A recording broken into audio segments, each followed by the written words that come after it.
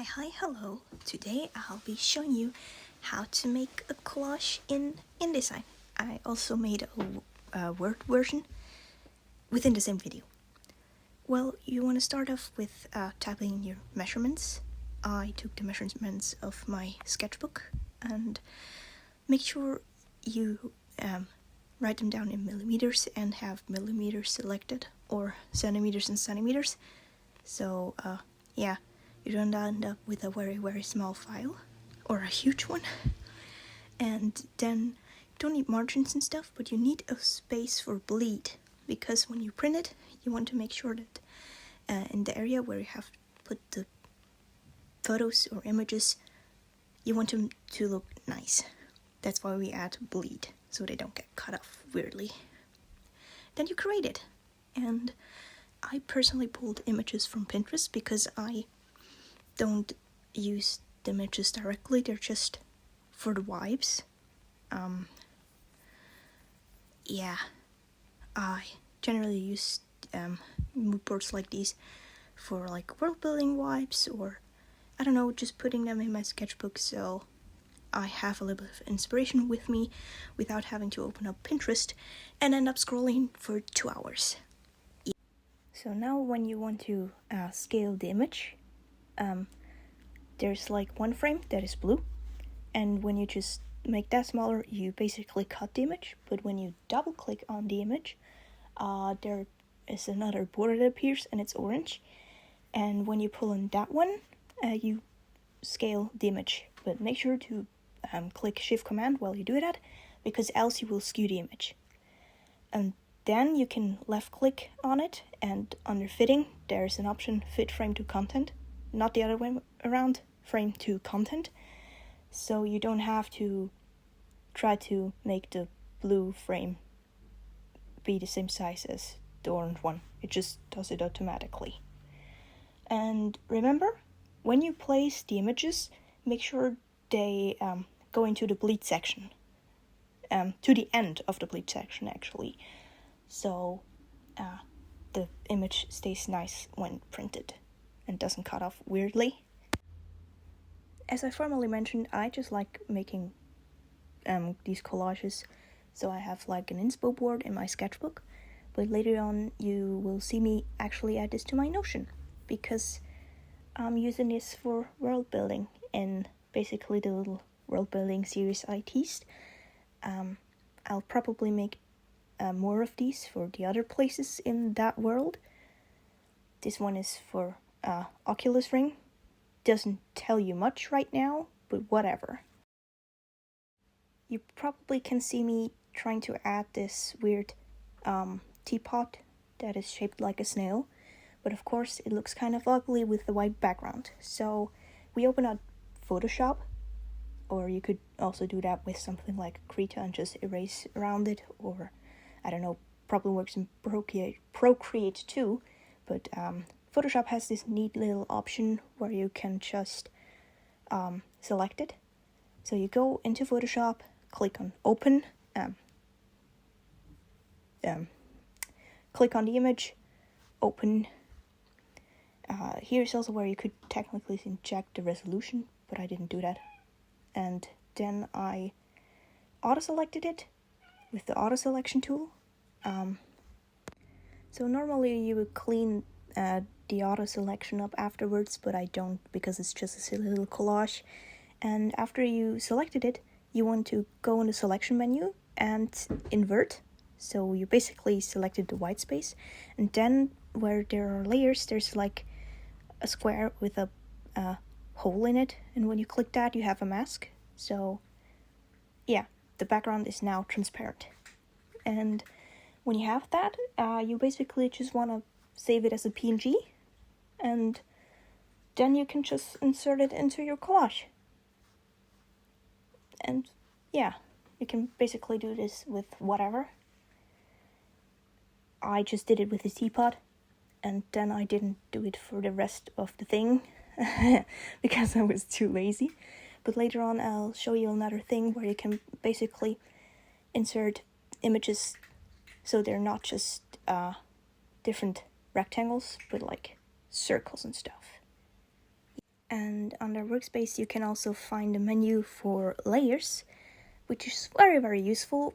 You can basically just rearrange the layers of the images like in drawing programs, and you can easily find which image is where by clicking on the image, and it actually shows you with a little blue dot which layer it is, even if you didn't name it, so you can just easily see where what is, and have an easier time like arranging things, so you don't have to think which images you want to add first and stuff.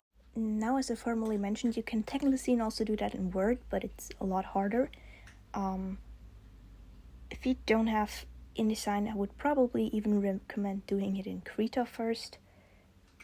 Yeah, but you can technically also do it in Word. I just made a square in the same size as the format I wanted to use, but you're very limited in size. So yeah, your maximum thingy is basically your maximum sheet size in Word, I guess. And when you click Shift while making the square, it actually automatically turns into a square. Just so you know, it's way easier to make a square that way than if you would do it by hand. And when you've done your first square that is to size, you basically duplicate that and make the other one slightly larger, around 3 millimeters again. That would technically be your bleed space. And when you print it out, you can just cut it to the inner square.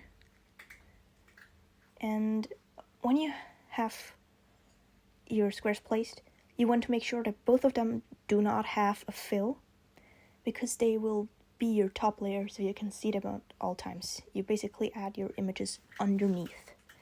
But if you don't make it the fill clear, like no fill, you won't be able to see what's underneath. So yeah, you just take that out. And when you add images, it's a little bit meticulous to move them around, because once they're not selected anymore, it automatically selects the squares on top. So it's a bit of a pain in the ass, and I don't think it would be very easy to make collages with a lot of different images, because it's kind of hard to select them when they're underneath something, and you don't really have the layer thing like in InDesign. So yeah, kind of a pain in the butt, but it works.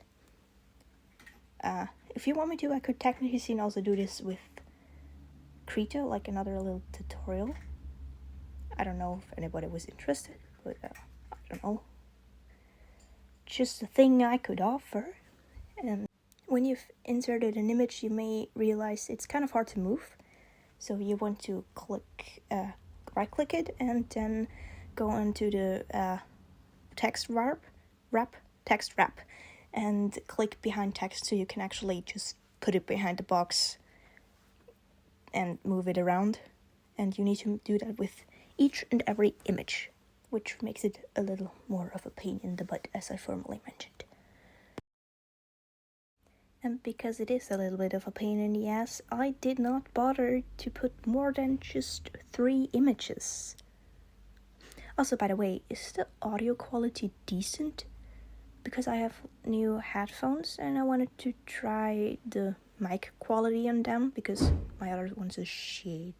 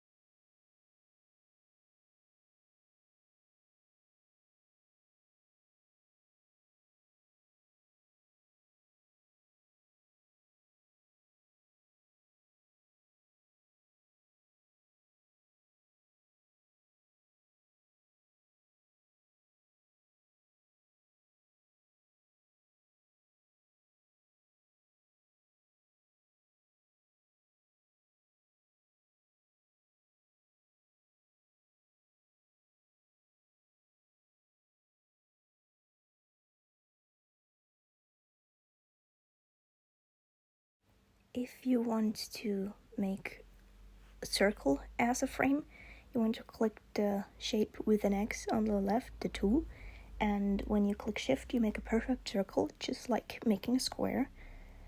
And when you then right click it, you should be able to insert in, there's like an option, paste into, and then you can just paste your image into that and then move it around and scale it just like in a normal frame. And with that tool you can technically see, I think, also do stars and rectangles and like diamond shaped thingies. Yeah, the world is your oyster. I also end up using that for the little spiderweb thingy because I didn't really like it in a square and it was already kind of round. So I wanted to see how it looks like in a round shape, and I much preferred that.